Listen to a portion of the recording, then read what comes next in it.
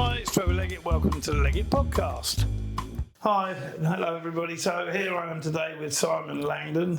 Simon and I have worked on the IT project at Leggett 𝗟𝗶𝗶𝗶𝗶𝗶𝗶, and the whole journey we're going to talk about today of where we started, and really, you know, online estate agency. I think we were one of the first ones, weren't we? I think so. I think before I moved here, I came across it. Came across that website? Yeah. And I think I saw you at the 𝗟𝗏𝗴𝗏𝗃 show once. And I wanted to live in 𝗟𝗏𝗃, and you said, don't live there. There's too many English. Probably. So anyway, back then, when we started, Leo and I, we had I started working for an estate agent as an agent commercial. And they actually, in fairness, had a system where people would advertise in the newspapers, get leads, do shows, get leads, and then send them out to agents in France on a commission split basis. And then Leo and I back then, we said, well, what about the internet? So, I'm talking 1996, 7. Mm-hmm. So we registered the domain, I remember at the time, FrenchEstateAgents.com, which we still own, and it went online for the first time in 1997. That's a bloody long time ago. It is. And did you remember the goal then was to have a website that was light enough that you could load it on a modem, because obviously internet connections now we're talking 100 meg, 100 whatever. Yeah, doesn't matter. We were working 28k. Yeah. And you used to get ISDN was a big deal, wasn't it? 56k. Yeah. And then we used to couple two ISDN lines to get 128k, and we worked with that 128k connection for a good part of 10 years, wasn't it? Yeah. Because there was no fibre optic, there was no, it's just modems. no 𝗟𝗏𝗴𝗏𝗃𝗃 or even in the Dordogne. I don't know if you guys can picture. We're in a tiny village in the Dordogne, stuck between two departments, and it was quite funny because we were at the extremity of the Dordogne in its northern corner, but we were in the southern extremity of the Charente. So neither department really was interested in supplying us with a fast internet connection. So we looked at satellite, we looked at this, we looked at that, and nothing really worked. But, those websites then, I remember quite clearly somebody in the Middle East, because they didn't have 𝗟𝗏𝗴𝗏𝗏𝗏 in the Middle East. And they said, I love your website because it could load. Nothing else would load. It was all too heavy. Yeah. So you'd have to type, you click on the page, the next page you wanted, and you wait for, you remember the little wheel used to go around. Yeah, that's right. Yeah, because I used to do sites, and if it was like, it had to be instantaneous almost on a modem. Just new pictures, just icons. That's right. Yeah, photos had to be really small photos. You couldn't anyway. But it worked, and from that we worked out that we didn't need our shops. The shops were pretty much a thing of the past, which is now proven the case, as nearly all the big agencies now are online and have been in the last 10 years. And as we sort of started to load more photos, build the things, we've always had our own database, always had our own website, and we've always had our own IT company. And it's meant that we haven't been dependent on portal advertising, which has saved us a considerable amount of money over the years, and also given us a bit of weight with the portals to say, look, we can do without you. Yeah. Which not many agents can't they? They're prisoners. No. Yes. And I think many of you probably maybe estate agents in the UK who loathe Rightmove and the price increases that we're seeing here in France as well. As business gets slower, these portals charge more. Yes. That's what they do. It's their game, isn't it? Yeah. So then you built our database in the background, obviously fed all the portals, the feeds and what have you, and dealt with all the inquiries, and it was pretty basic stuff, wasn't it, really, considering that. But then code was so much harder to write back then than it is. Well, I don't know if it was particularly. It's just what we used was slow. It was PHP. No, it wasn't slow so much. Well, it was actually state-of-the-art technology when we started using it. Until it went out of date. Because we didn't update it properly. It was, to be fair, it worked all right. It was the main thing. Yeah, and then the website, how many different designs have we had on the website? We just launched another one recently, a couple of months ago. Yeah. and keeping it up to date and bringing news. But we were the first people to do virtual tours. Yeah. You remember that was what 15 years ago, and it was a revolution at the time. And we were the first ones to have Ajax. You know, when you put in a search and it tells you how many it is before it goes off to the forum.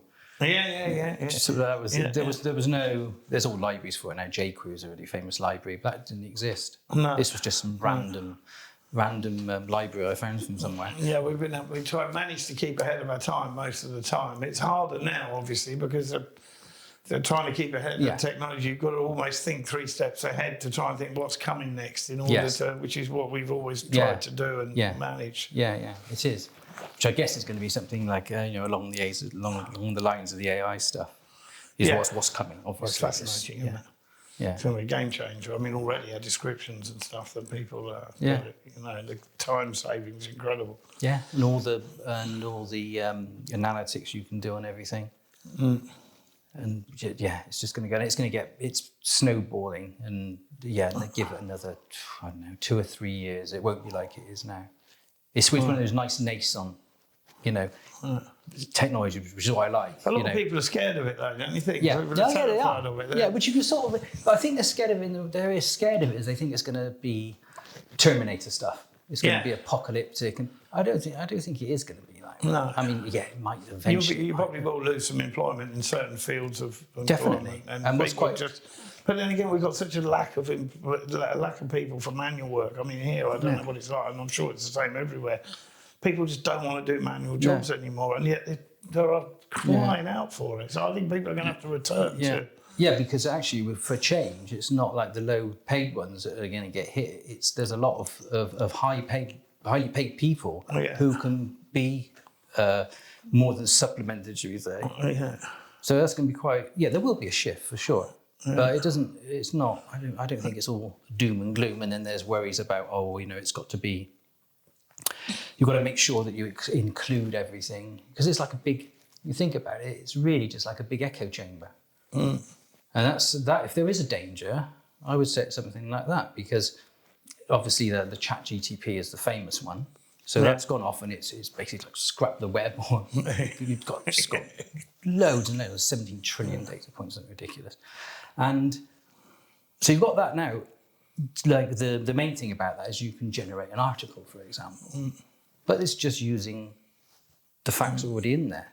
Now, if those facts come out wrong, which you can do at times. Data management within our database will enable us to do stuff in a split, hundredths of a second, stuff that can take currently. It's going to be so reactive, and now it's a whole new way of like imagining what you can do with it and looking at it. I mean, as a company at the moment, we've got almost every department looking where they can make initially time savings, improve service levels. It's so quick, like the Lumen stuff. We've got a page there, and we collect the data from the people who sign the format. So I anonymised it all, so it was just basic. Just chucked it into 𝗟GTP and said, "Give me some figures of this," and it just came up with a great big long, explained it all. And I just said, "Write me an email to Carl with it," and it did that. Yeah, it'd be interesting to see how much of it will go down the line to the user, to the client, the one that's been buying client, vendor client. I mean, our new buyer spaces, vendor spaces are going to obviously integrate a lot of this technology and enable them to make their own. I mean, even when it comes to valuations of properties and stuff, the data that you can get hold of to analyse quickly is going to make things so much more accurate. Yes, it will. I mean, you think how it's almost like you'll have a sort of a virtual assistant with each client. Well, a super virtual assistant because it'll be a lot better than most of you. You need a team to be. Because it'll sort of sign up and it can take them away, but obviously you won't be able to do the important bit, which is the sort of the human interaction. Well, that's right. As a lot of people have found, and we found that people want a nice friendly voice on the end of the phone, and what they don't want is some bot. I mean, I find if I come up against a bot, I'm almost indifferent, put the phone down in frustration. Because if you ask me more than 3 things to do, I get annoyed. It's really irritating. No. Well, more than 3 things I'm to not do. going to well, you go from one, press this for that, press this for that. Oh, yeah. Just want to talk to somebody, please. Yeah. So we've got to keep that going. The call centre's really yeah. important. But bang, straight onto a human being. Yeah. But it's all the other stuff that Yeah, that it we doesn't don't need. need to There's be. loads of stuff you don't need. Yeah. You don't need human interaction for. Yeah. But it is it's a major purchase. So it's emotionally it's an emotional thing, which I'm not so sure that chatbots are that easy to cope even with. banking, though. Banking, look at the amount of banks that have gone back to having somebody to talk to, and look how well they've done because they've done it. Yeah. Online banking apps are amazing. Yeah, of course they are. I mean, I know, but still, you try to speak to somebody. Yeah. When something does go wrong. Yeah, like your app. Oh. And you can only do it through the app. Yeah, exactly. it's really highly frustrating. Yeah. That's what they say about the foreign exchange companies as well. Some of the online apps, cards, whatever you like. Yeah, it works a small amount, but if you've got something goes wrong with a big amount or something gets blocked somewhere, you got a real problem trying to get hold of somebody. Yeah, and that will increase. It's keeping that balance. Yeah. It's like not to go too far, but to manage to increase the type of service, the efficiency of it. I mean, obviously, we've got our plan that we're doing it going into the future with our sort of 𝗟𝗴𝗴𝗴𝗏 service for real estate, which we had the idea how long ago now? 6, 7 years ago, and we've been working towards it now for a number of years. And I think that the business will change. It's inevitable. I mean, it's not going to stay the same. And people want more transparency. They want to know what they're paying for, what they're getting, and so they should. Yeah. They want to know the value. They want to know where their properties are being advertised and possibly even what it costs and what's being done. And, it will be a lot easier to do like that, I think. But there you go. And I think the next revolution is going to be as big as what the internet was in the first place.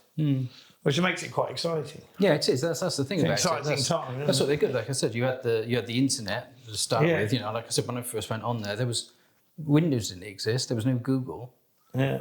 It was just a little. Well, I remember Leo years ago when he said to me, and he was right, and he said to me, "Well, we shouldn't be doing this estate agency malarkey." He said, "It's a waste of time." He said, "What we need to do is create a portal." And I thought, portal, okay. And in those days, we had Alexa. Do you remember, with all the different search engines? It would search the search engines. And you had all of these different things, and they would give you vastly different results in different things. I mean, this was before Google existed. Yeah. Well, you had to send off an email for your search, and like 2 days later, it would come back with a list of all these FTP servers you could go to get some bloody paper on something. But yeah, you think about that. It wasn't that long ago, really. Not in massive time. So you think it's going to be like in another 10 years or something. It's going to be unrecognisable. Yeah. But that's what when that new technology is what's really interesting. I mean, I love, the cryptocurrency stuff is really, really interesting. Yeah. And this is the same, because whenever it's like the Wild West, which the internet was at first, and like the crypto was a few years ago. Yeah. And I think AI, and to a certain extent, is like that now, because people have got they're building their own massive, language models and everything. Yeah. And a lot of it's open source, so people can go off and do what they like with it. Yeah. And that's what makes it. Yeah. I mean, soon somebody will be able to just press a button and translate all their descriptions perfectly into whatever language they want and publish them wherever they want, and being able to offer that service from something in the background and simplify it for the client so that they can actually access it and use it themselves. Yeah. It's going to save a lot of time and effort for everybody. But I mean, it's always difficult, because when you're the precursor, you're the first one, you often make mistakes and can go down the wrong road. Yes. And then you've got to come back. Yeah. But I mean, there's the... But if you sit around and wait for everyone else to do it, you've had it as well. Yeah. Yes, and also remember, it's hard to. It's not easy to get in on the first floor of all the AI stuff now. In a way, you can but you can make use of it. That's the thing. But you're not going to be chucking millions at it like a lot of the companies are. Yeah. They're all fighting for it in the moment. Yeah. It's just chucking money left, right, and centre. Okay, cool. Well, that's about that then. Enough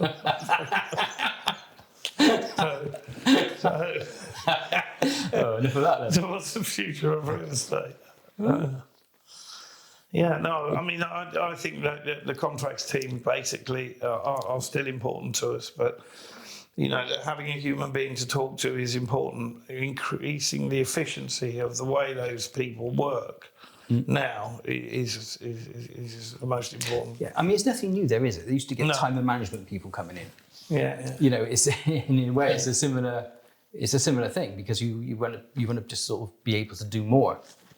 Yeah. It's hard to imagine exactly what you can get it to do as well. I mean, integrating it into our own database to actually analyse the data from within it. We've got how many clients in the database at the moment? 160,000 active buyers. But that's again, that's stuff that's been going on for a while. I mean, if you like, the precursor to all this new AI stuff was the machine learning that's been going on for the last decade, which would do all that anyway. You know, that's just part of it. I think, and the amount of data that's been stored that's there. I know, it's practically unquantifiable. Yeah, it's massive. Yeah. Anyway, so there you go. That's all the little idea of like where it's come from, where it's going. We'll see you soon. Bye.